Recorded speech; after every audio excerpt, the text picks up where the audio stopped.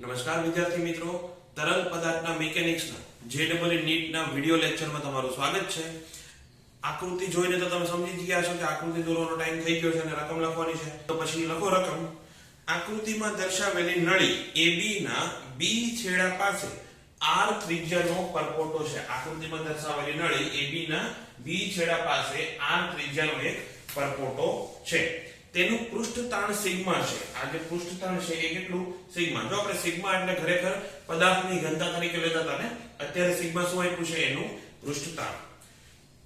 AB ના A છેડા સાથે જોડેલા મેનોમીટરમાં ઊંચાઈનો તફાવત h આવે છે તથા તેના તરલની ઘનતા ρ છે. તો આપણે સિગ્મા શોધવાનું છે. જો આવું છે, પહેલા છે ને આ કોક બંધ રાખ્યો છે.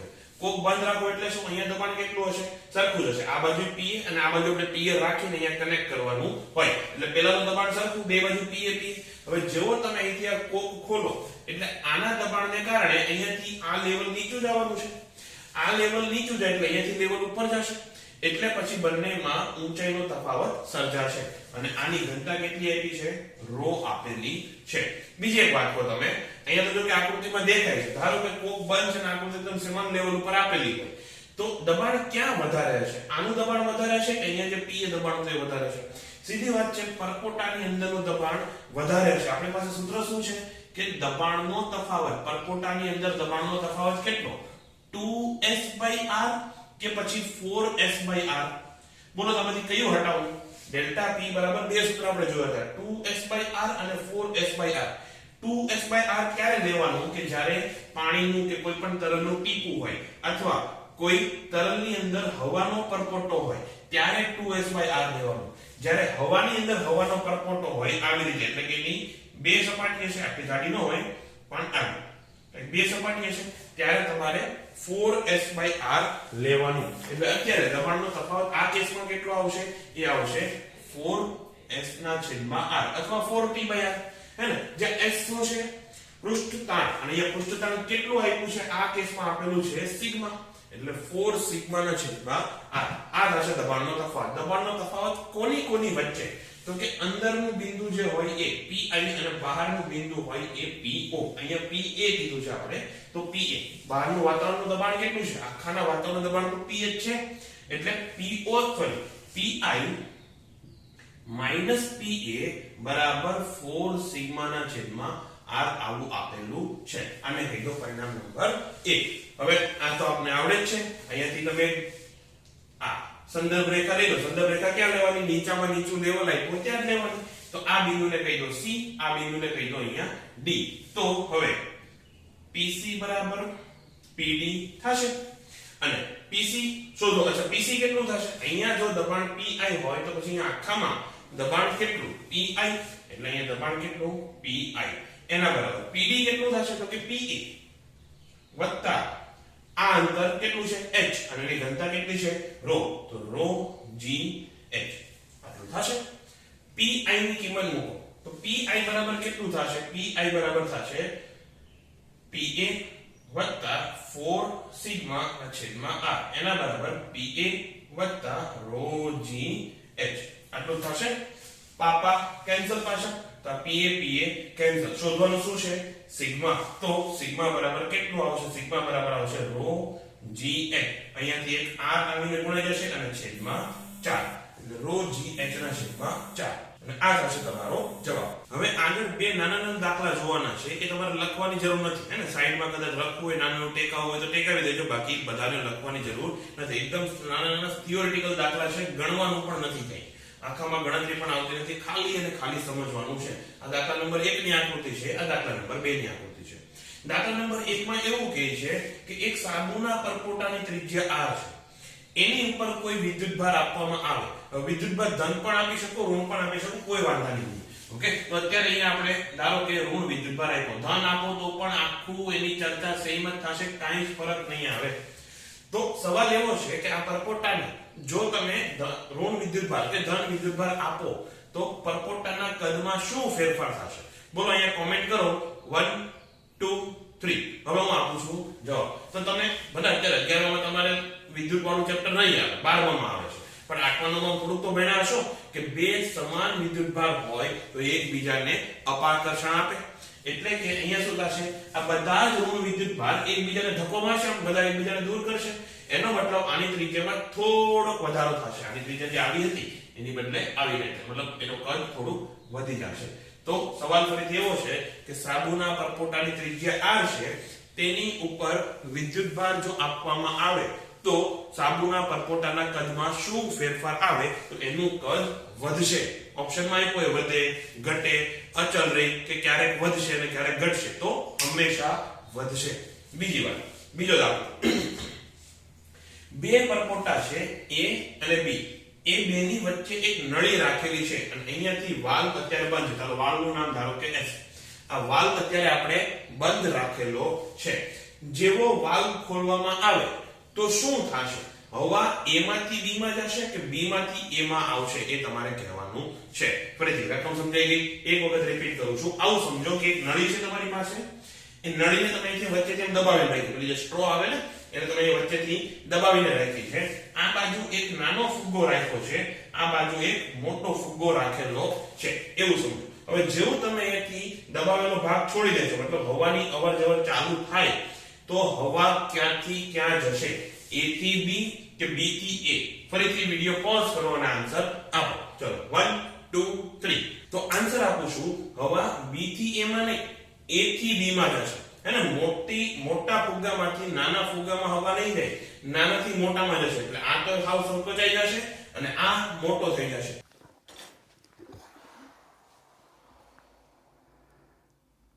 કારણ શું? આપણને ખબર છે કે વધારાનું દબાણ એ ત્રિજ્યાના વ્યસ્ત પ્રમાણમાં છે.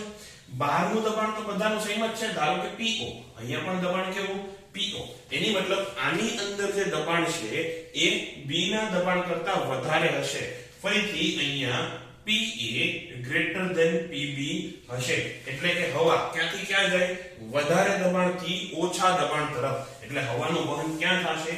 A થી B થશે. જેણે આન્સર B થી A આપ્યો હોય એ લોકો કોમેન્ટ ડિલીટ કરી નાખો, એ જવાબ ખોટો છે. હવાનું વહન થશે A થી B તરફ. ઓકે, આ બે નાના દાખલા હતા. યાદ રાખજો કે જ્યાં પરપોટાની ત્રિજ્યા કે ફુગ્ગાની ત્રિજ્યા ઓછી હશે ત્યાં દબાણ વધારે હશે અને હવા હંમેશા વધારે દબાણથી ઓછા દબાણ તરફ ગતિ કરશે. આગળની રકમ, R1 અને R2 ત્રિજ્યાના સાબુના પરપોટા સમતાપી રીતે જોડાઈને, આ શબ્દ યાદ રાખજો, સમતાપી મહત્વનો છે. ફરીથી R1 અને R2 ત્રિજ્યાના સાબુના પરપોટા સમતાપી રીતે જોડાઈને R ત્રિજ્યાનો એક પરપોટો બનાવે છે. જો હવે એક પરપોટો બનાવે છે, આગળના ક્લાસમાં આપણે જે દાખલો જોયો હતો એમાં ડબલ બબલ બનતો હતો. ડબલ બબલ એટલે શું હતું? હજી પરપોટા તો બે જ હતા આવી રીતે, પણ એને છૂટી પાટી એક સપાટી, એટલે છે તો કેટલા? બે. બબલ બે જ છે ને, એટલે બે પરપોટા બનાવતા હતા. અત્યારે જે પરપોટો છે એ મળીને, મતલબ બે પરપોટા મળીને એક સિંગલ પરપોટો બનાવે છે, સિંગલ બબલ બનાવે છે. તો ફરીથી બોલું છું અને છેલ્લી વાર બોલું છું, હવે નહીં બોલું. R1 અને R2 ત્રિજ્યાના સાબુના બે પરપોટા સમતાપી રીતે જોડાઈને આ ત્રિજ્યાનો એક પરપોટો બનાવે છે. જો વાતાવરણનું દબાણ PO હોય, જો વાતાવરણનું દબાણ PO હોય તો સાબુના દ્રાવણનું પૃષ્ઠ તાણ શોધવાનું છે. તો પહેલા જો આ એક પરપોટો, એની ત્રિજ્યા R1, આ બીજો પરપોટો, એની ત્રિજ્યા R2. આ બે મળીને, એટલે એનો વત્તા આ બે મળીને એક હજી મોટો પરપોટો બનાવે છે, એની ત્રિજ્યા R. તો આપણે આની જે સપાટીનું પૃષ્ઠ તાણ છે, બધાનું પૃષ્ઠ તાણ તો સમાન જ હશે ને, એ પૃષ્ઠ તાણ આપણે શોધવાનું છે. બીજી વાત, મહત્વનો મુદ્દો, મહત્વનો શબ્દ કયો આપ્યો છે?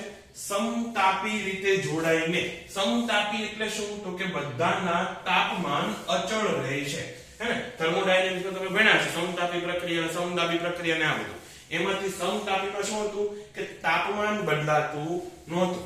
એટલે આનું કદ હું V1 લઈ લઉં, આનું કદ હું V2 લઈ લઉં અને આનું કદ લઈ લઉં હું V. તો અચ્છા, બીજી એક વાત, આની અંદરનું દબાણ P1, આની અંદરનું દબાણ P2, આની અંદરનું દબાણ P3, P3 નહીં ખાલી P. આવું કંઈક થશે. હવે સમતાપી એટલે શું કીધું કે T અચળ હોય તો PV પણ અચળ થાય, જો T અચળ હોય તો PV પણ અચળ થાય, અને કેટલું તો કે nRT.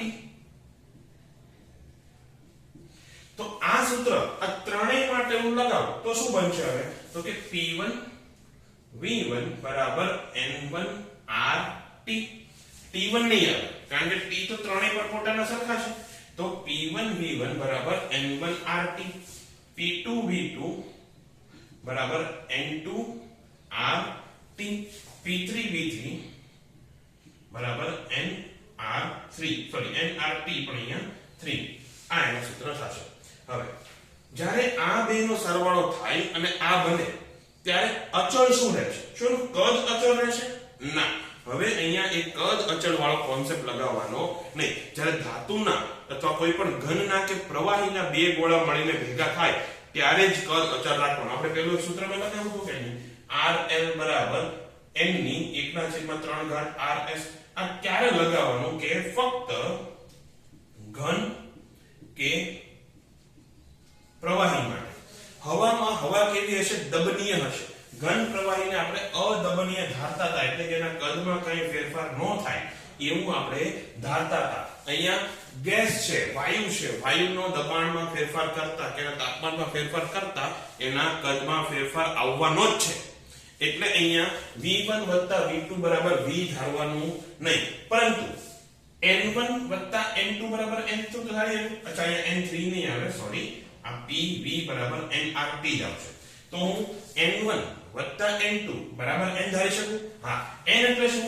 આનો જે હવા છે અંદર એના મોલની સંખ્યા. અહીંયા N2 એટલે એના મોલની સંખ્યા અને N3 એટલે કુલ મોલની સંખ્યા. મોલની સંખ્યા એટલે શું? જે કુલ નંબર ઓફ પાર્ટિકલ્સ હોય જ ને. આની અંદર જે કંઈ પણ હવા છે એના જેટલા પણ કણ છે એની સંખ્યા ઉપર જ N1 આધાર રાખશે. તો એ સંખ્યામાં તો વધારો કે ઘટાડો આપણે કરતા નથી. એટલા માટે અહીંયા તમે કહી શકો કે N1 N2 બરાબર n. આ વસ્તુ ખાસ યાદ રાખવાની છે. બે વસ્તુ અહીંયા કી પોઈન્ટ છે કે T1 બરાબર T2 બરાબર T અને બરાબર T. ઓકે, આનું તાપમાન T અને N1 N2 બરાબર n. N1 ની કિંમત કેટલી? P1 V1 છેદમાં RT વત્તા P2 V2 છેદમાં RT બરાબર PV ના છેદમાં RT. અહીંયા RT કેન્સલ. જો કોઈનું નામ RT હોય તો ખોટું નહીં લગાડતા, પણ અહીંયા તમે કેન્સલ થઈ જશો. ઓકે, તો અહીંયા વધ્યું શું આપણી પાસે? P1 V1 વત્તા P2 V2 વત્તા PV. હવે જો કોઈને લખવું હોય તો આટલી વસ્તુ કોપી કરી લો, પછી અહીંયા હું એક્સ્ટ્રા મતલબ લખવા માટે ઉપર ઘૂસવાનો છું. તો આપણી પાસે વધ્યું આ P1 V1 વત્તા P2 V2 બરાબર PV. હવે P1 કેટલું? તો ફરીથી અહીં એકવાર આકૃતિ દોરું, તમારે દોરવાની જરૂર નથી. P1 એટલે પરપોટાની અંદરનું દબાણ. બહારનું દબાણ જો હોય PA, તો P1 કેટલું થશે? P1 બરાબર થશે P1 બરાબર થશે PA વત્તા 4S ના છેદમાં ત્રિજ્યા એટલે R1. આ થશે ને વધારાનું દબાણ કેટલું? 4S/R1. અને વધારાનું દબાણ એટલે શું? P1 PA. તો P1 બરાબર કેટલું થશે? PA વત્તા 4S/R1. એ રીતે P2 બરાબર PA વત્તા 4S/R2 અને P બરાબર 4S/R અને PA વત્તા 4S/R. કારણ કે બહારના દબાણ તો ત્રણેય માટે કેવા છે? સરખા જ છે. એની કિંમત મૂકો ચલો અહીંયા. તો પછી તો P1 ની જગ્યાએ મૂકું છું PA વત્તા 4S/R1. V1 કેટલું? V1 એટલે થશે 4/3 પાઈ R1 નો ઘન. એવી રીતે P2 ની કિંમત મૂકો તો વત્તા P2 થશે PA વત્તા 4S/R2 ગુણ્યા 4π/3 R2 નો ઘન. અહીંયા ગુણ નથી ને, ઘન જ છે, બરોબર છે. એના બરાબર PA વત્તા 4S/R અને ગુણ્યા 4/3 પાઈ R નો ઘન. આવું થશે. એમાંથી 4/3 પાઈ 4/3 પાઈ કેન્સલ. હવે આગળ હું સાદુરૂપ આપવાનો નથી, ડાયરેક્ટ જવાબ લખું છું. હવે ખાલી અને ખાલી ગાણિતિક સાદુરૂપ જ છે, એટલા માટે ખાલી ડાયરેક્ટ જવાબ લખું છું તમને જો ડાઉટ હોય તો પછી પૂછી લેજો. અચ્છા, બીજી એક વાત, આકૃતિમાં કીધું છે કે વાતાવરણ દબાણ કેટલું છે? PO છે. તો આ બધે PA છે ને તે બધે PO કરી નાખો. આકૃતિ નહીં, સોરી, રકમમાં જે PA આપેલું છે એ કેટલું આપેલું છે? PO. તો પછી ભાઈ બધે કરી નાખો PO. તો આનું સાદું રૂપ જ આપવાનું છે, બીજું કાંઈ જ નથી. એટલે હાથે અહીંયા ડાયરેક્ટ જવાબ લખી નાખું છું કે S ની કિંમત કેટલી આવશે? તો S ની કિંમત આવશે PO ગુણ્યા R1 ક્યુબ કેપિટલમાં R1 ક્યુબ વત્તા R2 ક્યુબ ઓછા R ક્યુબ એના છેદમાં 4 R1 નો વર્ગ વત્તા R2 નો વર્ગ માઈનસ R નો વર્ગ. જો જે પરપોટા હતા એના ઘનનો સરવાળો અને જે છેલ્લે પરપોટો મળ્યો એના ઘનની બાદબાકી. એવી રીતે અહીંયા વર્ગનો સરવાળો અને વર્ગની બાદબાકી એટલે PO ના છેદમાં 4. આવી રીતે યાદ રાખો તોય વાંધો નહીં. મને તો યાદ નથી રહેતું, તમને યાદ રહી તો વાંધો નહીં. આ એનો જવાબ આવશે. ક્લિયર? તો આ એટલે દાખલા આવે સમતાપી રીતે જોડવાના. આની બદલે ધારો કે 3 આપ્યા હોય એટલે કે 3 પરપોટા મળીને જોડાય છે, તો એ સૂત્ર શું થાય? PO ગુણ્યા R1 ક્યુબ વત્તા R2 ક્યુબ વત્તા R3 cube minus R cube છેદમાં R1 સ્ક્વેર 4 ગુણ્યા R1 સ્ક્વેર વત્તા R2 સ્ક્વેર વત્તા R3 સ્ક્વેર માઈનસ R નો વર્ગ. તો આવી રીતે એનો દાખલાની ગણતરી થશે.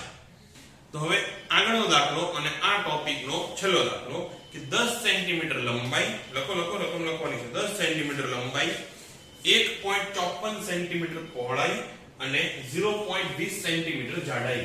તો 10 સેન્ટીમીટર એટલે 10 ગુણ્યા 10 ની માઈનસ 2 મીટર, 1.54 ગુણ્યા 10 ની માઈનસ 2 મીટર અને 0.20 સેન્ટીમીટર કીધું છે એટલે 0.2 ગુણ્યા 10 ની માઈનસ 2 ઘાત મીટર જાડાઈ એટલે કે થિકનેસ T વાળી અને 8.2 ગ્રામ દળની કાચની પ્લેટની અડધી લંબાઈ ડૂબેલી રહે એવી રીતે પાણીમાં લટકાવેલી છે. તો પહેલા આકૃતિ જોઈ લો. આવું છે, આ એની લંબાઈ ઊભી પાણીમાં ડૂબાડવાની છે. અડધી લંબાઈ સોરી અડધી પહોળાઈ ડૂબે એવી રીતે લટકાવેલી છે. ફરીથી લખજો રકમ કે 10 સેન્ટીમીટર લંબાઈ, 1.54 સેન્ટીમીટર પહોળાઈ અને 0.20 સેન્ટીમીટર જાડાઈ વાળી અને 8.2 ગ્રામ દળની કાચની પ્લેટની અડધી પહોળાઈ ડૂબે એવી રીતે પાણીમાં લટકાવેલી છે. તો પહોળાઈ ડૂબાડવાની છે, તો પહોળાઈના આ લંબાઈ આવી થશે અને આ પહોળાઈ થશે અને થિકનેસ એકદમ ઓછી છે એટલે એકદમ પતલી એવી જેમ દોરું છું કે આ અહીં શું છે? જાડાઈ એકદમ પતલી. એને પાણીમાં કેવી રીતે ડૂબાડવાની છે કે અડધી પહોળાઈ ડૂબે એટલે આ આવી રીતે આ એનું પાણીનું સ્તર થશે. આવી રીતે અડધી પહોળાઈ ડૂબાડવાની છે એટલે આ કેટલું? 1.54 નું અડધું એમાં ડૂબાડવાનું છે. આટલું સમજાઈ ગયું? પછી આગળ તો પ્લેટનું દેખીતું વજન શોધો. પ્લેટનું દેખીતું વજન કે દેખીતું દળ આપણે શોધવાનું છે અને પાણીનું પૃષ્ઠ તાણ આપેલું છે 73 એકમ જોજો ડાઇન પર સેન્ટીમીટર. 73 ડાઇન પર સેન્ટીમીટર માં આપેલું છે અને દળ કેટલું છે? 8.2 ગ્રામ. 8.2 ગુણ્યા 10 ની માઈનસ 3 ગ્રામ. આ ડાઇન પર સેન્ટીમીટર માં છે એને આપણે પહેલા કિલોગ્રામ પ્રતિ મીટરમાં ન્યૂટન પ્રતિ મીટરમાં ફેરવવું પડશે. આને હવે હટાઈ દઉં છું. તો ડાઇન અને ન્યૂટન વચ્ચે સંબંધ શું? એક ડાઇન બરાબર કેટલા થાય? 10 ની માઈનસ 5 ઘાત ન્યૂટન અને 1 સેન્ટીમીટર બરાબર થાય 10 ની માઈનસ 2 ઘાત મીટર. તો આ કેટલું વધશે? 10 ની માઈનસ 3 ઘાત વધવાનું. એટલા માટે આને જો તમે SI એકમમાં ફેરવો તો 0.073 ગુણ્યા 10 ની માઈનસ 3 ઘાત ન્યૂટન પ્રતિ મીટર આવું થશે. તો હવે આનું સાદુરૂપ આપણે સાદુરૂપ તો નહીં પણ આ દાખલો આપણે ગણવાનો છે. એકદમ ઈઝી છે. આવું આપણે પહેલા જોયો છે. આ ટોપિકમાં નાખવાની જરૂર શું? હે ને? દાખલાની દેખીતું વજન કેટલું થશે? તો દેખીતું વજન થશે એનું એક્ચ્યુઅલ વજન માઈનસ FU. પૂરું થઈ ગયું ને? WAP બરાબર. આનાથી આગળ કરવાનું છે. આ ગણો. આનો જે કંઈ પણ જવાબ આવે એ કોમેન્ટમાં પોસ્ટ કરો. પછી હું તમને કહીશ કે આ દાખલો કેમ ખોટો છે. હે ને? જો ખરેખર આપણે જે અત્યાર સુધી આ સૂત્રથી દાખલા ગણતા હતા એ ખોટા હતા. એટલે જોઈ લેવાનું આ ટાઈપના દાખલામાં પૃષ્ઠ તાણ આપેલું છે કે નહીં. શું જોવાનું? આ ટાઈપના દાખલામાં પૃષ્ઠતાણ આપેલું છે કે નહીં. જો પૃષ્ઠતાણ આપેલું હોય તો આ દાખલામાં એક એક્સ્ટ્રા પદ ઉમેરવું પડશે. જો પૃષ્ઠતાણ આપેલું હોય તો દાખલામાં એક એક્સ્ટ્રા પદ ઉમેરવું પડશે, નહીંતર પેલો દાખલો ચાલશે. અત્યાર સુધી જે આપણે ગણતા હતા એ. હવે અહીંયા શું કરશો? ઉત્પ્લાવક બળ સિવાયનું એક્સ્ટ્રા પદ કયું આવશે? તો પેલા ઉત્પ્લાવક બળને આપણે શોધી લઈએ, હે ને. અહીંયા W actual કેટલું થશે? તો W actual થશે mg. m એટલે 8.2 ગુણ્યા 10 ની -3. ચલો આખું લખો, બરાબર લખો, નહીંતર પાછું યાદ નહીં આવે ક્યાંથી લખો. તો કે mg એટલે કે 8.2 ગુણ્યા 10 ની -3 ગુણ્યા g કેટલું લેવું છે આપણે? 10 લઈ લો, બાકી 9.8 લેવલ કીધું હોય તો પછી એ હિસાબથી ગણવાનું. અત્યારે 10 લઈ લો તો આ કેટલું થશે? 8.2 ગુણ્યા 10 ની -2 ઘાત ન્યૂટન. આટલું થઈ ગયું. આ શું થયું? W actual, ખરેખર જેનું દળ છે એ, હવામાં જેનું દળ હોય એ. હવે ઉત્પ્લાવક બળ શોધો. તો કે Fu. Fu કેટલું થાય? કે જેટલો ભાગ ડૂબેલો હોય એ ગુણ્યા જે તરલમાં ડૂબાણું હોય એની ઘનતા એટલે ρ W અને ગુણ્યા g. તો કેટલો ભાગ ડૂબેલો છે? અડધી પહોળાઈ ડૂબાડવાની છે, એટલે કે આખા કદનું અડધું કદ ડૂબેલું હશે.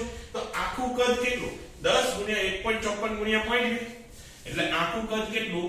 10 ગુણ્યા 1.54 ગુણ્યા 0.2 એના ગુણ્યા 10 ની -6 ઘાત. આ 10 ની 2 10 ની 2 10 ની 2 માઈનસમાં એને કે મૂકવા જવાય ને, એટલે 10 ની -2 ઘાત. અને કદ છે એ ભાગ્યા 2 કરવાનું. 1.54 ભાગ્યા 2 આવે, પણ આખા કદના ભાગ્યા 2 કરી નાખો ને, કી ફરક પડતા. તો પછી ρ W કેટલું? ગુણ્યા 10 ની 3 ઘાત અને g 10 છે એટલે ડાયરેક્ટ લખું છું ગુણ્યા 10 ની 4 ઘાત. હેને? તો આ કેટલું થશે?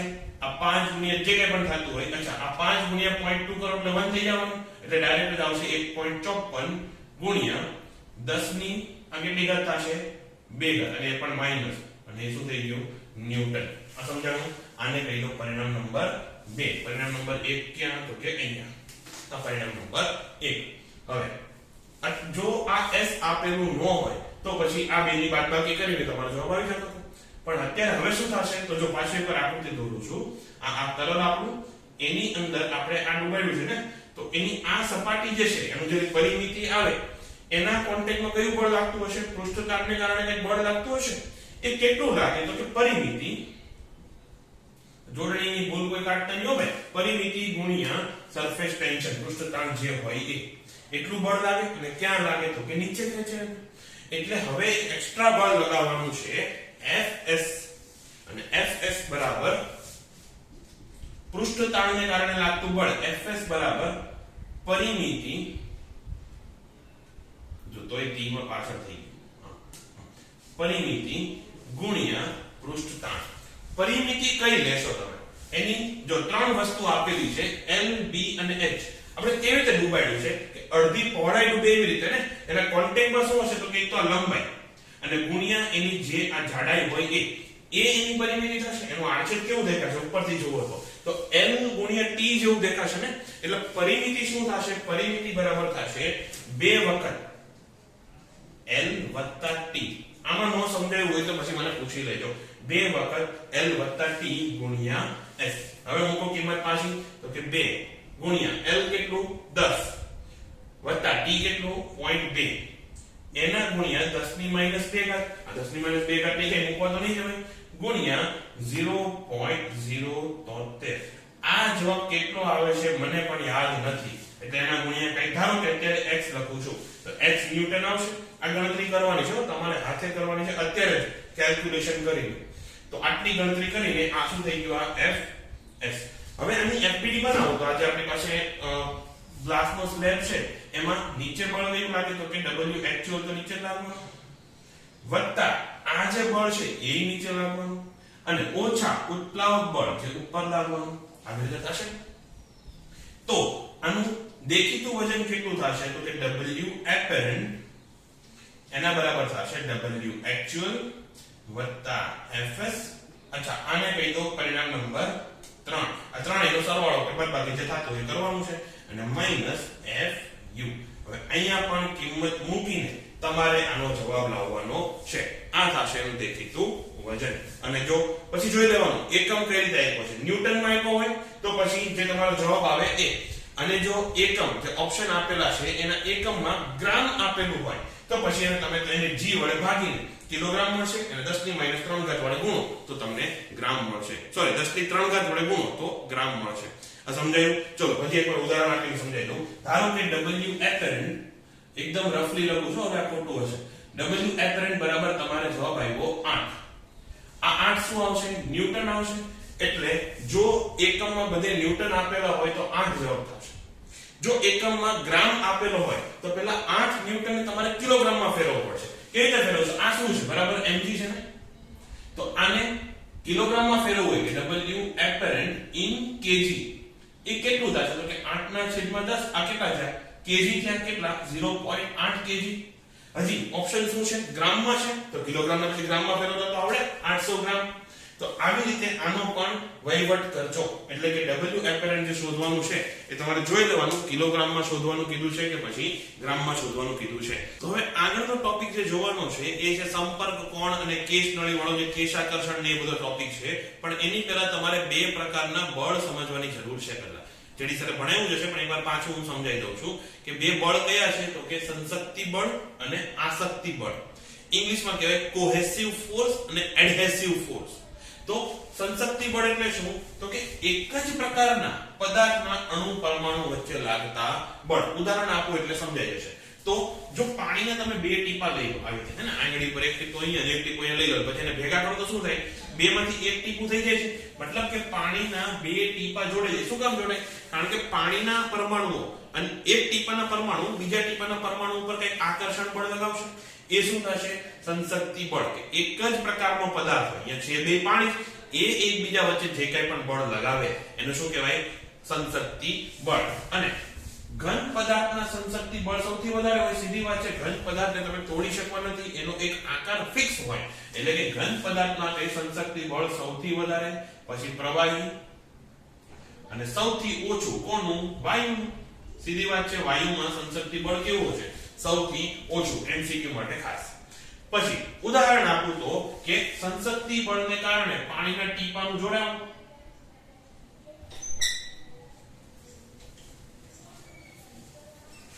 બીજું, સંશક્તિ બળને કારણે મર્ક્યુરીનું જે ટીપું હોય, પારાનું ટીપું હોય, ત્યારે એમાં શું પારાથી પારાને રીતે હાથ પર લઈને આમ તોડવાની કોશિશ કરશો, પારો તૂટશે નહીં. જેવું તમે આંગળી લેશો પારો પાછો જોડાઈ જશે. એટલે કે સંશક્તિ બળને કારણે તમે પારાના ટીપાને તોડી શકતા નથી. એટલે કે પારાના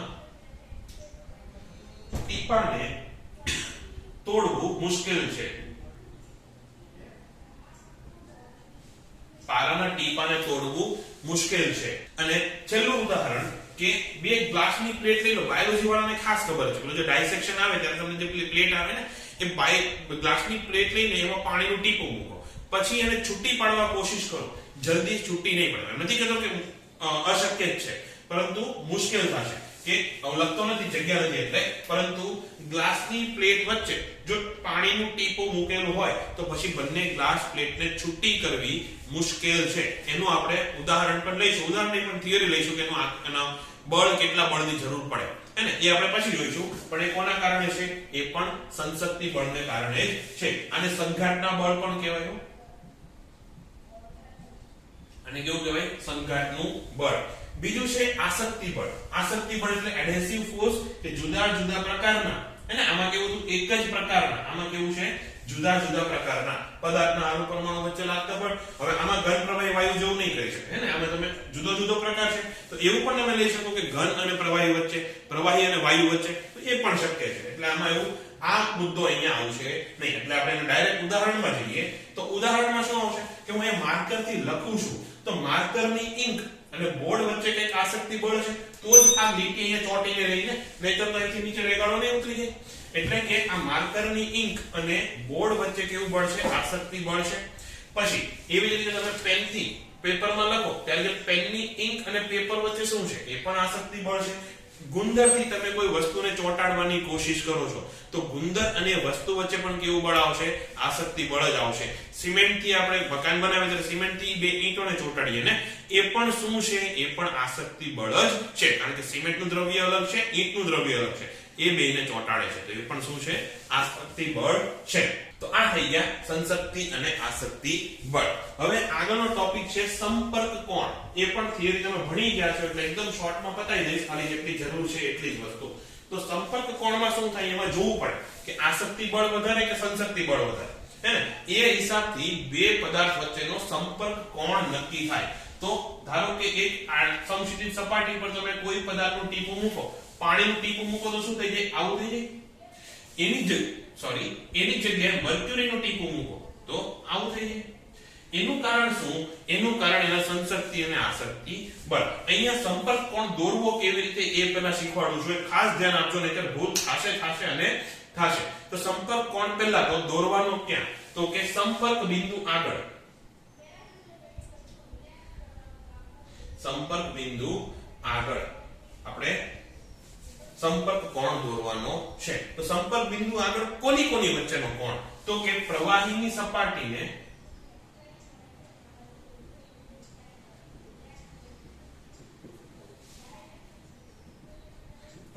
સપાટીનો સ્પર્શક. હજી અહીંયા આગળ આવશે, બાકી રાખું છું. અને ઘન સપાટીનો સ્પર્શક.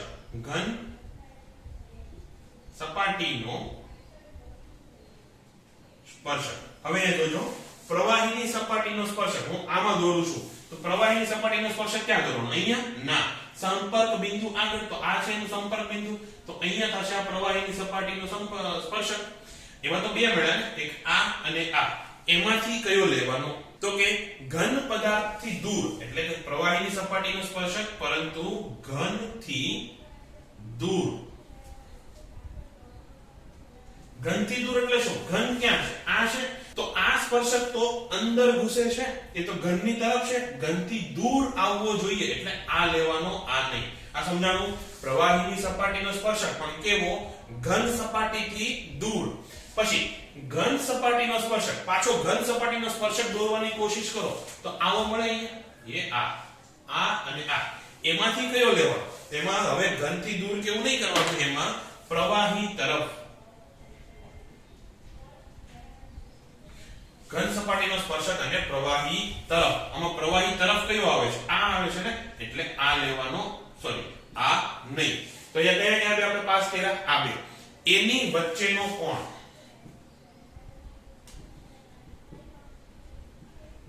એની વચ્ચેનો ખૂણો. જો તમારે ટેક્સ્ટ બોર્ડમાં નથી લખવાની ડેફિનેશન, એટલે આ રીતે સમજાવી છે, બાકી પ્રોપરલી લખજો તમે બોર્ડ માટે જો પ્રિપેર કરતા હોય તો અહીંયા ખૂણો કયો લેવાનો? આ ખૂણો થીટા. આ કયો થઈ ગયો? તો કે આ ટીપું અથવા આ પ્રવાહી અને આ ઘન સપાટી વચ્ચેનો સંપર્ક કોણ. ફરીથી કહું છું, સંપર્ક બિંદુ આગળ દોરવા. હવે આનો દોરીએ. તો હવે આનો સંપર્ક કોણ દોરવાની કોશિશ કરીએ. તો પહેલા સંપર્ક બિંદુ કયું? આ.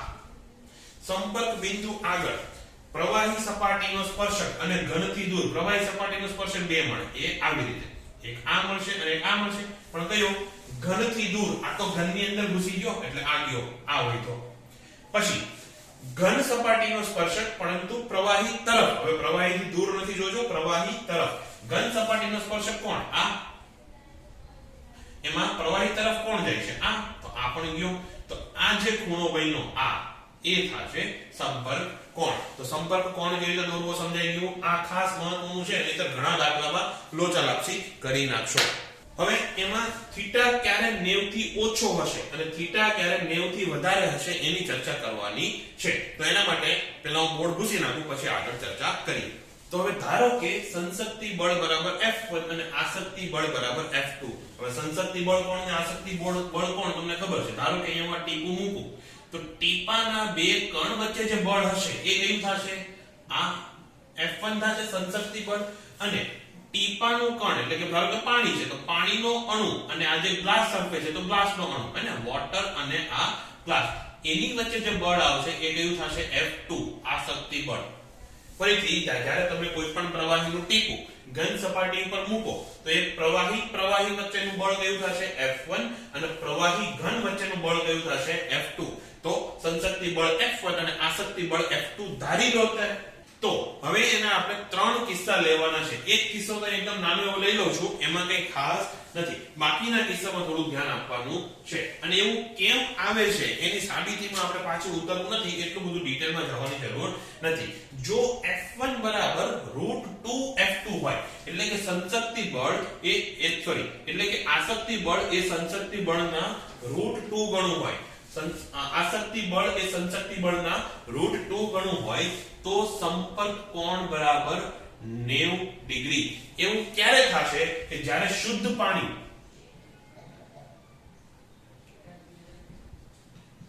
અને સિલ્વર કોટિંગ કરેલી ગ્લાસનો સ્લેબ કે સિલ્વર કોટિંગ કરેલો ગ્લાસ, ચાંદીનો વર્ક ચડાવેલો,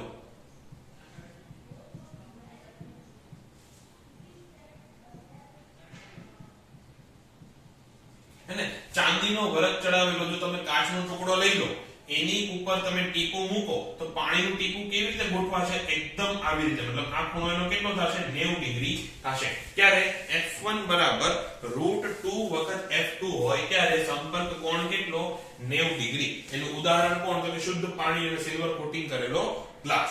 પછી જ્યારે સંશક્તિ બળ એ આસક્તિ બળના √2 ગણા કરતા મોટું હોય, હેને? જો ઘણી વખત અમુક વિડિયોમાં એવું પણ કહે છે કે F1 F2 હોય, એ ખોટું છે. F1 √2 times F2 હોય તો θ <90 ડિગ્રી થાય. θ <90 ડિગ્રી એટલે કેવો? આવો આકાર કે ટીપું થોડુંક ફેલાઈ જશે. અને જ્યારે F1 √2 F2 હોય, અહીંયા F2 છે F1 ની, જ્યારે F1 √2 F2 હોય ત્યારે θ કેવો? θ >90 ડિગ્રી થાય. અને >90 ડિગ્રી એટલે આવું કંઈક. અહીંયા જે ખૂણો બને એ કેવો? >90 ડિગ્રી. આ સમજાઈ ગયું? હવે θ <90 એટલે શું? અહીં તો ફેલાઈ જવાની વૃત્તિ રાખે છે. જો એવું કેમ થાય છે એ પણ સમજાઈ દઉં. તો કે અહીંયા તમે ધારો કે પાણીનું ટીપું મૂક્યું ત્યારે આવી રીતે જે મૂક્યું છે, હે ને, ધારો કે તમે ફોટા પાડતા જાવ છો, જેમ જેમ ટીપું પડે એક સમયે આવી પરિસ્થિતિ આવશે. હવે શું થશે કે આ અણુ ઉપર ધ્યાન આપો. આની ઉપર પાણીનો અણુ પણ કંઈક બળ લગાવે છે, એ કયું? F1. અને ગ્લાસનો અણુ છે એ પણ કંઈક નીચે બળ લગાવશે, એ કયું? F2. હવે અહીંયા F2 મોટું છે. અચ્છા, એક અહીંયા મિસ્ટેક રહી ગઈ છે. અહીંયા F1 F2 આવશે અને અહીંયા F1 √2 F2 આવશે. એટલે કે અહીંયા F2 મોટું છે, આસક્તિ બળ છે એ મોટું છે, ગ્લાસ જે પાણી ઉપર બળ લગાવે એ મોટું છે. ફરીથી એક કરેક્શન અહીંયા કરી લેજો કે F1 √2 F2 છે. એટલે કે આ અહીંયા ખેંચી લેશે એટલે આ ટીપું કેવું થઈ જશે? આવું કંઈક થઈ જશે. શું કામ? કારણ કે પ્રવાહી તરફથી જે બળ મળે છે એની કરતા બહારથી વધારે બળ મળે છે, એટલે આની સાથે જોડાઈ જશે. પરંતુ જ્યારે F1 મોટું હોય એટલે કે સંશક્તિ બળ મોટું હોય આસક્તિ બળ કરતા, તો શું થશે? ફરીથી આવી તો સિચ્યુએશન આવશે જ. પરંતુ હવે ધારો કે આનું ઉદાહરણ શું? તો કે મરકરી અને ગ્લાસ એટલે કે પારો અને કાચ. તો કાચની સપાટી ઉપર પારાનું ટીપું મૂકો ત્યારે શું થશે? આ બિંદુ ઉપર ધ્યાન આપો કે આ પરમાણુ કે અણુ ઉપર ધ્યાન આપો. તેની પર પારોએ કંઈક બળ લગાવતો હશે અને એ સમયે જે ગ્લાસ છે એ પણ કંઈક બળ લગાવવાની કોશિશ કરશે. તો શું થશે કે પારો વધારે બળ લગાવે છે, સંશક્તિ બળ વધારે છે, અને ભાઈઓ વચ્ચેનો સમ વધારે છે, તો બહારનો આવીને એને તોડી શકવાનો નથી. એટલે પારો આજે અણુ છે શું વિચારશે કે હું પારા સાથે જોડાયેલો રહું ગ્લાસ કરતા, એટલે એ આવી કઈ સપાટી બનાવવાની કોશિશ કરશે. એટલે અહીંયા એનો આકાર આવો આવશે. આ સમજાઈ ગયું કે F1 √2 F2 હોય ત્યારે આવો આકાર આવે, F1 √2 F2 હોય ત્યારે આવો આકાર આવે. આનું ઉદાહરણ કોણ? તો કે પાણી અને કાચ. અને આમ બીજા ઘણા સોલ્યુશન આવે, પોટેશિયમ આયોડાઇડ ને બધું એટલું ડિટેલમાં આપણે નથી લખવું. આમાં પાણીનું ઉદાહરણ લેવું હોય તો પાણી અને મીણ, અને કે વેક્સની સપાટી હોય, મીણ હોય, એની ઉપર પાણી મૂકવાની કોશિશ કરો તો પણ આવું બિંદુ બનશે. ઓલા કમળના ફૂલ જોયા છે, કમળના ફૂલના જે પાંદડા હોય એની ઉપર શું હોય? મીણ જામેલું હોય, હે ને? એના કારણે એની ઉપર પાણી ટકતું નથી, એટલે પાણીના ટીપા બાજેલા હોય એવું લાગે. પાંદડું છે એ ભીનું નહીં લાગે, એની પર ટીપા બાજીને બેઠા હોય એવું લાગે. જ્યારે ગ્લાસ ઉપર પાણી નાખો તો એ ભીનું થઈ જાય. તો એનો મતલબ અહીંયા એ પણ લખવાનું આવશે કે જ્યારે F1 √2 F2 હોય ત્યારે પ્રવાહી ઘનને ભીનું કરશે. ભીનું કરશે એટલે આખામાં ફેલાઈ જશે. જ્યારે અહીંયા ભીનું કરશે નહીં. ઓલા YouTube માં છે ને લાઈફ હેક્સ ના વિડિયો આવતા હોય કે શૂઝ ઉપર શું કરે, આખામાં મીણ ઘસી દે, પછી એને પેલો હેર ડ્રાયર થી ગરમ કરે એટલે મીણ ઓગળીને આખામાં મસ્ત ફેલાઈ જવાનું. તો આ જો તમારો શૂઝ હોય એની પર આખામાં મીણનું કોટિંગ આવી ગયું, હવે એને તમે ગારામાં પગ મૂકો તોય એની પર પાણી રહેવાનું નથી, એટલે કે ભીનું કરશે નહીં. એટલે આવી રીતે મીણનો ઉપયોગ કરી શકે. શું કામ? કારણ કે મીણ માટે સંસક્તિ બળ એ આસક્તિ બળ કરતા ઘણું વધારે છે, એટલે પાણી એને ભીનું કરી શકે નહીં. એનો ખૂણો કેવો આવશે? 90 ડિગ્રી કરતા વધારે. તો આ થઈ ગઈ સંપર્ક કોણની ચર્ચા. હજી એક વસ્તુ રહી ગઈ કે જ્યારે થીટા 90 કરતા ઓછો હોય ત્યારે પ્રવાહી કેશ નળીમાં ઉપર ચડશે. આ સમજાવો હમણાં. અને અહીંયા નીચે ઉતરશે. આખું લખજો, પ્રવાહી કેશ નળીમાં નીચે ઉતરશે. હું આળસુ છું, તમે લોકો આળસુ થતા ને, અહીંયા આખું લખજો, પ્રવાહી કેશ નળીમાં નીચે ઉતરશે. ધારો કે આ પાત્રમાં આપણે પાણી ભરીને રાખ્યું છે, એમાં એકદમ પતલી કેશ નળી ઉતાર એટલે શું થાય? ખરેખર અહીંયા પાણી ઉપર ચડે. અહીંયા પાણી ઉપર ચડે. આનું પણ હમણાં સમજાવું કેમ ઉપર ચડે છે, તમે સમજાઈ જશો, પણ પાછું એક વખત સમજાવી દઉં. અને જો આ પાણીની બદલે પારો હોય તો ઉપર ચડવાને બદલે એ નીચે ઉતરે, એટલે કે આવું થઈ જાય. આ એની સપાટી પાણીની પણ કેશ નળીમાં સપાટી આટલે આવે, થોડીક નીચે ઉતરી જાય. ક્યારે? જ્યારે ખૂણો 90 કરતા વધારે હોય ત્યારે. તો ઉપર ચડે નીચે ચડે ઉતરે થઈ ગયું. આની ઉપરથી હજી એક મુદ્દો યાદ આવ્યો તો એ અહીંયા લખું છું, આ આકૃતિ હટાવીને, કે મેનિસ્કસનો અંતર્ગોળ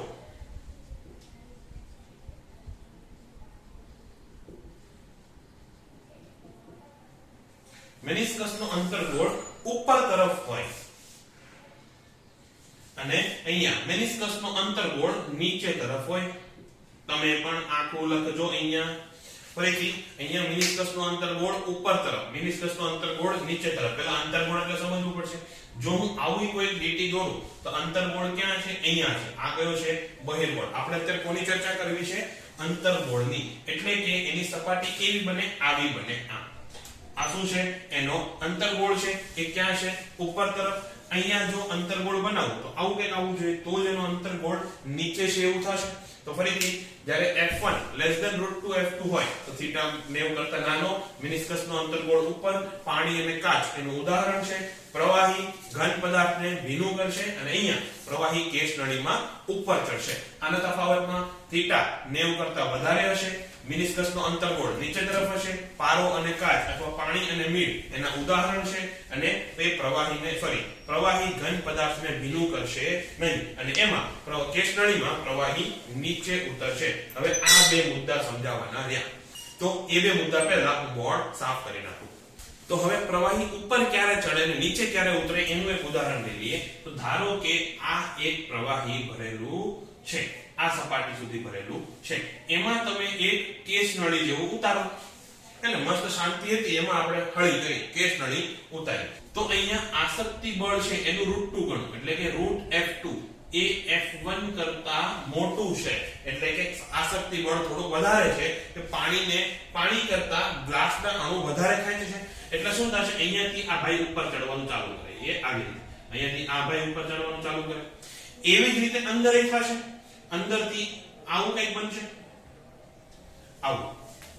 અને હજી કહાની પૂરી થઈ નથી. અહીંયા આવી રીતે અંતર્ગોળ બન્યો. હવે આપણને ખબર છે કે જો તરલની સપાટી અંતર્ગોળ હોય તો દબાણનો તફાવત આવે. દબાણનો તફાવત કેવી રીતે આવે? તો કે અંતર્ગોળના ભાગમાં, એટલે કે P અંતર્ગોળ, એટલે ખાલી P એ લખું છું કે A4 અંતર્ગોળ એવું સમજી લેજો. તો P અંતર્ગોળ એ P બહિર્ગોળ કરતા મોટો હોય, અને આ PA અને અહીંયા PB, કે અંદરનું દબાણ કે P અંતર્ગોળનું દબાણ એ બહારના દબાણ કરતા મોટું હશે. એ કેટલું? તો કે વાતાવરણ દબાણ. અહીંયા પણ આ વાતાવરણ દબાણ જ છે બહારની સાઈડમાં.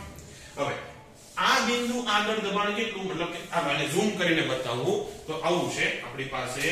એ આ કેશ નળી મસ્ત મોટી જબર કેશ નળી, એમાં અહીંયા આ પ્રવાહીની સપાટી છે, અહીંયા આ પ્રવાહીની સપાટી છે, અને અહીંયા આપણી પાસે આવો કંઈક મેનિસ્કસ બન્યો છે. અહીંયા જસ્ટ ઉપર, મેનિસ્કસથી જસ્ટ ઉપર દબાણ કેટલું છે? વાતાવરણ દબાણ જ છે. અહીંયા પણ દબાણ કેટલું છે? વાતાવરણ દબાણ જ છે. અહીંયા પણ દબાણ કેટલું છે? વાતાવરણ દબાણ છે. સબ કુશલ મંગલ હે.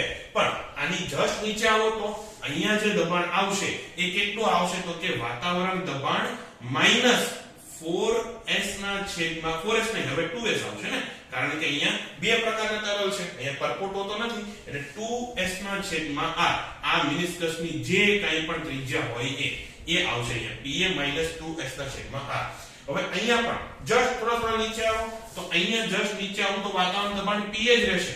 અહીંયા જસ્ટ થોડું નીચે આવો તો વાતાવરણ દબાણ Pa જ રહેશે. હવે જુઓ તો આ લાઈન ઉપર વાતાવરણ દબાણ અહીંયા Pa, અહીંયા Pa કરતા થોડું ઓછું એવું છે ને, તો શું થશે? અહીંયાથી દબાણ વધારે, અહીંયાથી દબાણ ઓછું, તો આને ઉપર ધક્કો મારશે. એ કેટલો ધક્કો મારશે? તો અહીંયાથી હવે આ જે સપાટી છે એ ઉપર ચડવાનું ચાલુ કરશે. એટલે ધારો કે આવી રીતે સપાટી ગોઠવણી. ફરીથી અહીંયા દબાણ કેટલું છે? તો કે Pa 2s ના છેદમાં r જેટલું. અહીંયા દબાણ કેટલું છે? Pa. હવે અહીંયા જોવો તો આ ક્યાં સુધી ઉપર ચડશે? ધારો કે આ ઊંચાઈ આવી h, આ જે ઊંચાઈનો તફાવત આવ્યો એ કેટલો આવ્યો? h. તો જ્યારે 2s ના છેદમાં r બરાબર ρgh થાય ત્યાં સુધી ઉપર ચડશે, એટલે આ h સુધી ઉપર ચડશે. શું કામ? એટલું થાય પછી અહીંયા દબાણ કેટલું થઈ જાય પાછું? Pa. આ સમજાણું? અચ્છા ચાલો આને x કહી દો. આ દબાણ કેટલું? px. તો px બરાબર તો p આવવું જોઈએ, અને કેટલું થાય? તો કે અહીંયા દબાણ કેટલું છે? Pa 2s ના છેદમાં r છે વત્તા ρgh. ફરીથી આ બિંદુનું દબાણ કેટલું થાય? તો કે આ બિંદુનું દબાણ વત્તા ρgh. તો px બરાબર Pa ઓછા 2s/r વત્તા ρgh, અને px કેટલું થાય છે? Pa. તો પાપા કેન્સલ પાછા, આનો તો જન્મ જ કેન્સલ થવા માટે લીધો છે. તો અહીંયા શું હોય કે 2s/r બરાબર ρgh. તો આ h કેટલું આવશે? અહીંયા લખું ચાલો. તો કેટલી ઊંચાઈ સુધી તરલ ઉપર ચડશે? તો કે h બરાબર 2s ના છેદમાં ρg અને કેપિટલ R. એક તો થઈ ગયું આ સૂત્ર. આની તારવણી તમારે ક્યાંય લખવાની જરૂર નથી, તમારે ખાલી આ સૂત્ર યાદ રાખવાનું છે કે h બરાબર 2s ના છેદમાં ρg r. અને એટલું જ તરલ નીચે ઉતરશે જો આ લેસ ધેન હોત. આવું ના, જો આ લેસ ધેન હોત તો પછી નીચે ઉતર, અને બાકી બધી કહાની સેમ કે નીચે દબાણ વધી જાય. જો આવું થાય, ચલો એકવાર સમજાવી દઉં છું. તો આ આપણી કેસ નળી, અહીંયા તરલ. હવે કેવું છે કે √2f2 એ f1 કરતા મોટું છે, નાનું છે, એટલે કે સંશક્તિ બળ વધારે છે આસક્તિ બળની સરખામણીમાં. તો સંશક્તિ બળ વધારે હોય તો શું થશે? અહીંયાથી આ તરલ થોડુંક આમ નીચે દબાઈ જાય, અહીંયાથી પણ આ તરલ થોડું નીચે દબાઈ જાય, અને અહીંયા શું થાય? આવી રીતે સપાટી રચાય. આવી રીતે સપાટી રચાય એટલે અહીંયા દબાણ વધી જવાનું. અહીંયા દબાણ કેટલું? Pa. તો અહીંયા દબાણ કેટલું થશે? Pa તો હશે વત્તા 2s ના છેદમાં r થશે. અહીંયા દબાણ વધી ગયું ને, અહીંયા દબાણ પાછા Pa. તો જો અહીંયા દબાણ Pa છે અને અહીંયા દબાણ થોડુંક વધારે છે, એટલે અહીંયાથી આમ દબાઈ જશે, એટલે ખરેખર આ સપાટી કેવી થઈ જશે? પછી આ સપાટી આમ આવી જશે. એ આટલે. તો કેસનળી નાખો, અને જો આવો કિસ્સો હોય કે જો થીટા ગ્રેટર ધેન 90 ડિગ્રી હોય તો પછી દબાણ પ્રવાહી થોડું કેસનળીમાં નીચે ઉતરશે. તો આટલી વસ્તુ યાદ રાખવાની છે. ફરીથી h નું સૂત્ર શું આવ્યું હતું? h બરાબર હતું 2s ના છેદમાં ρg કેપિટલ R. હજી અહીંયા કહાની આની પૂરી થઈ નથી, એ આપણે ચર્ચા કરી. એમાં તમને જો r શોધવાનું કે આ મિનિસ્કસની ત્રિજ્યા કેટલી છે? r શું છે? મિનિસ્કસની ત્રિજ્યા છે ને, એ કેટલી થાય? તો કે r બરાબર થશે h ના છેદમાં 2s ના છેદમાં ρgh. આટલું થશે 2s ના છેદમાં ρgh. જો MCQ માં પૂછાય તો આ બે સૂત્ર લખવાના છે. હજી મિનિસ્કસની ત્રિજ્યા અત્યારે તો આપણે શોધી હે ને, h શોધવાનું હોય કે લખવાનું કે, તો હજી આપણને શોધતા આવડશે નહીં. કારણ સમજાવું તો આ આપણી કેસનળી, એમાં ધારો કે આ પ્રવાહીનું લેવલ હે ને, અહીંયા નીચે કઈ જોડતો નથી, ધારો કે પ્રવાહી અહીંયા આ લેવલે છે, તો આ h થશે, એનું કઈ મહત્વ નથી. અહીંયા જો એ આવું કઈક મિનિસ્કસ મળશે ને, આ એની સપાટી અને આ એનું મિનિસ્કસ. એમાં r શું છે? r છે મિનિસ્કસની ત્રિજ્યા. આ ત્રિજ્યા આપણે લીધી હતી કે નહીં? તો એનો સેન્ટર ધારો કે આટલે ક્યાંક હોય તો આ ત્રિજ્યા છે r. આ સમજાણું હે ને? આ r એક કેશનળીની ત્રિજ્યા નથી નથી નથી, ભૂલથી ને એવું કરતા નહીં. આ r શું છે? મેનિસ્કસની ત્રિજ્યા છે. જો મારે આ ત્રિજ્યા શોધવી હોય એ આ શું થઈ ગયું? કેશનળીની ત્રિજ્યા થઈ ગઈ ને, આ સ્મોલ r આટલું. એ કેવી રીતે મળશે? તો આ ખૂણો કેટલો થશે? આ ખૂણો થીટા તો કહેવાય. થીટા શું છે? થીટા છે સંપર્ક કોણ. તો આ ખૂણો થીટા કહેવાય. જોઈએ તો સપાટી આવી છે, એ આવી રીતે. આ પ્રવાહી, અહીંયા ઘન. તો હવે જો સંપર્ક કોણ કેવી રીતે દોરતા હતા? તો કે પ્રવાહીની સપાટીને સ્પર્શક, પણ ક્યાં? ઘન પદાર્થથી દૂર, એટલે આ. અને ઘન સપાટીને સ્પર્શક અને પ્રવાહી તરફ. આમાં પ્રવાહી ક્યાં છે? નીચે છે ને. તો ઘન સપાટીને સ્પર્શક અને પ્રવાહી તરફ, એટલે આ થશે. તો આ ખૂણો થીટા થયો. ફરીથી પ્રવાહી સપાટીને સ્પર્શક ઘનથી દૂર અને ઘન સપાટીને સ્પર્શક પ્રવાહી તરફ, એટલે આ ખૂણો થીટા થયો. તો હવે આને આકૃતિને હજી થોડી ઝૂમ કરો. ઝૂમ કરેલી આકૃતિને આગળ ઝૂમ કરો, 10x ઝૂમ કરો. તો આવું થશે. એ આ, અહીંયા આ ત્રિજ્યા કેપિટલ R, આ ત્રિજ્યા સ્મોલ r. અને આ ખૂણો મને ખબર છે, આ ખૂણો કેટલો છે? થીટા. હવે આ ખૂણો અને આ ત્રિજ્યા વચ્ચે ખૂણો કેટલો? 90. તો આ કેટલું થશે? આ, અચ્છા સોરી, અને આ ખૂણો પણ 90 છે. સમક્ષિતિજ અને વર્ટિકલ 90 જ થવાનો. તો આ ખૂણો કેટલો થશે? 90 ઓછા થીટા, એટલે આ ખૂણો કેટલો થશે? થીટા. એટલે અહીંયા મેનિસ્કસની ત્રિજ્યા અને કેશનળીની ત્રિજ્યા વચ્ચે ખૂણો કેટલો? થીટા. તો હવે r અને r વચ્ચેનો સંબંધ શું આવશે? તો કે સ્મોલ r બરાબર કેપિટલ R ના છે r ગુણ્યા cos થીટા. તો કેપિટલ R બરાબર આવશે સ્મોલ r ના છેદમાં cos થીટા. એટલે કે એક r નું સૂત્ર આ પણ થશે, હે ને? કે જો મેનિસ્કસની ત્રિજ્યા પૂછે તો આ સૂત્ર પણ વાપરી શકો, આ સૂત્ર પણ વાપરી શકો, જે રીતે રકમ આપેલી હોય એ રીતે. હવે આ જ કિંમતને અહીંયા જી કીધો તો અહીંયા h ની કિંમત શું આવશે? h ની કિંમત આવશે 2s cos થીટા છેદમાં rho g r. અહીંયા હવે r શું છે? આ કેશનળીની ત્રિજ્યા છે. તો આ થઈ ગયું સૂત્ર. તો બસ આજના ક્લાસમાં આટલું જ. કેશનળીનું ડિસ્કશન અહીંયા પૂરું. હજી થોડીક એક્સ્ટ્રા વસ્તુ છે એ આવતા લેક્ચરમાં આપણે ડિસ્કસ કરશું. તો આજના માટે આટલું જ. આશા રાખું કે તમને કંઈક મજા આવી હશે. Bye bye.